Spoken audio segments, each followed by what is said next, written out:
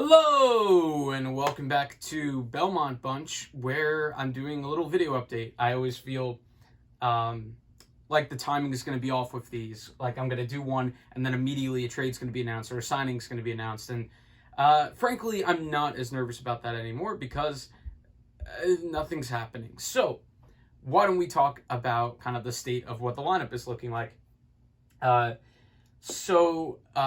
As you probably could tell, I have blue is signed players, red is UFAs, and green is RFAs. So let's start with the RFAs. I'm not very worried about Bo or Sorokin because they didn't file arbitration. So there could be deals already on the table. And it does feel like, and we'll get to it with other players, that maybe there's a lot of, the guy has a handshake agreement and we're just waiting to see how a trade shakes out.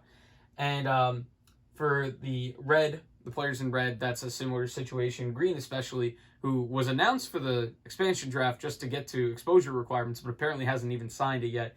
Don't know how that's allowed. This is an interesting league. So Parise expected to come in. Cizikas, Elliot Friedman says he thinks it'll be 6 years, $2.5 million per. He'll retire an Islander, and my jersey will always be relevant. But that is a long term, but if it was used to get the price down, I'm kind of okay with it.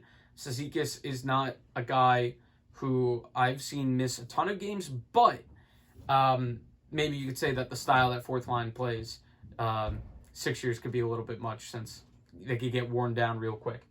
I want to see Wahlstrom playing every day. So it is interesting as we talk about Tarasenko coming in, the possibility of that, that with Palmieri allegedly already in the fold as well, the only way that could happen is probably Bailey or Bo going to St. Louis. And I don't know how I feel about that. I was quietly very worried about Bailey going in the expansion draft for nothing. Now, obviously, if you're getting Tarasenko at full health, then it is probably worth it. But I think there's room for doubt there. And I also think that Josh Bailey's playmaking ability is something that the team needs more of. You've got Barzal doing that. You've got Bailey doing that. And you got Pajot doing that a little bit. And outside of that, I'm not sure there's an elite playmaking talent level. So that would be interesting. Obviously, Bo and Nelson, they have a lot of skill. But I find that it comes more, in his case, in finishing and defense, and in Bo's case, in forechecking. So not necessarily, although Bo had some good individual efforts in the playoffs. I think Bailey is an integral part. I always think of that slap pass in Game 6 of the Pittsburgh series, and I don't see that out of a ton of Islanders. So, something to note.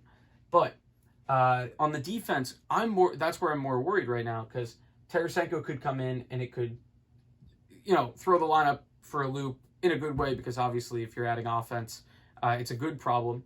But I'd still like to find a way to get Wahlstrom playing. If that means Palmieri playing here and Parise being scratched, I guess.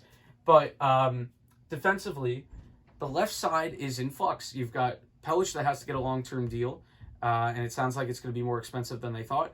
I'm okay with overpaying Pelech, because what looks like an overpay because of his lack of point production. I don't know why I quoted that. That's definitely true.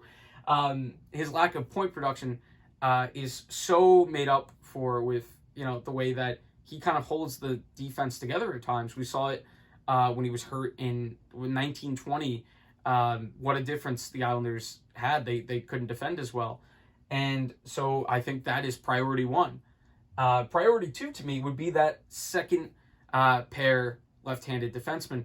Ryan Murray just went, so that has thrown everybody for a loop, because the left-handed market is very, quiet. I would have liked Golagowski as well for a little offense, because you're looking for someone that could fit that Nick Leddy role. And I am a little bit worried that if we don't fill that with somebody good, the Nick Leddy trade isn't going to look very good, because, it created cap space, but, did you get worse? And you're in win now mode. So, I by no means giving up on that trade. By no means, because we got a second round pick for a cap dump. So that is something.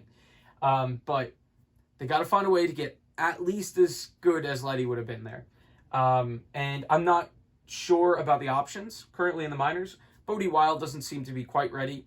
Bolduc and Salo seem to have potential. And if, Lou and Barry think they're there, I trust it because I trust their years of experience in Stanley Cup winning.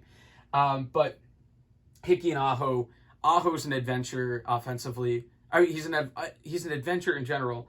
Offensively, he gives you something for sure, but I don't think he makes up Letty's defensive loss. So that would be interesting. But maybe playing with stay-at-home defenseman Scott Mayfield and playoff hero Scott Mayfield, maybe that would help. Green coming back, I guess it makes sense. They wouldn't want to roll Salo Bolduc here and have two very young defensemen playing together. I think Dobson, you've seen the team try to pair him with experienced defensemen.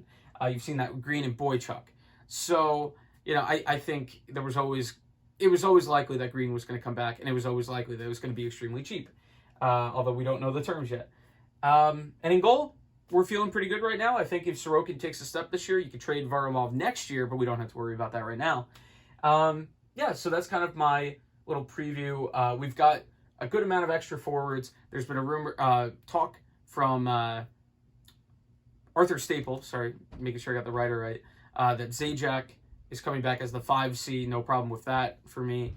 Dal Cole and Anton Golishev, draft pick of the Islanders. So Dal Cole, I'd like to see first line in Bridgeport. He's had success there. He was an all-star there once, and actually was like about a point per game there once upon a time, not too long ago. So I would like to see that because they're going to need a lot of depth this year. The schedule is going to be very condensed at points. They start on a 13-game road trip, I think. So they're going to need bodies. And Michael Dal Cole, love him or hate him, he provides some good defense. And so, if there are injuries, that is not a bad guy to throw in on a short span of time. Not a long-term solution. Decent in the very short term. So, that's kind of my update on the team. Very interested to see, if there's a trade made as soon as I put this out. I think, why don't we address, before we go, the offense, because a lot of people were saying, Tampa Bay was so good, they were so deep, they could beat you in so many ways. That part, I don't know why I'm saying in a voice. That's true. But, they weren't that much better than the Islanders. I think we need to remember that. Yes, they won a game 8-0, and last time they won a game 8-2, although the 8-2 one I throw out a little bit based on scheduling. The 8-0 one, there's not much that you could throw out. But as a series, once again, second year in a row, the Islanders pushed them the hardest that anybody's pushed them. They came a goal away in Game 7 this time. And the Lightning lost their whole third line. So you need to take into account how other teams have lost during this offseason.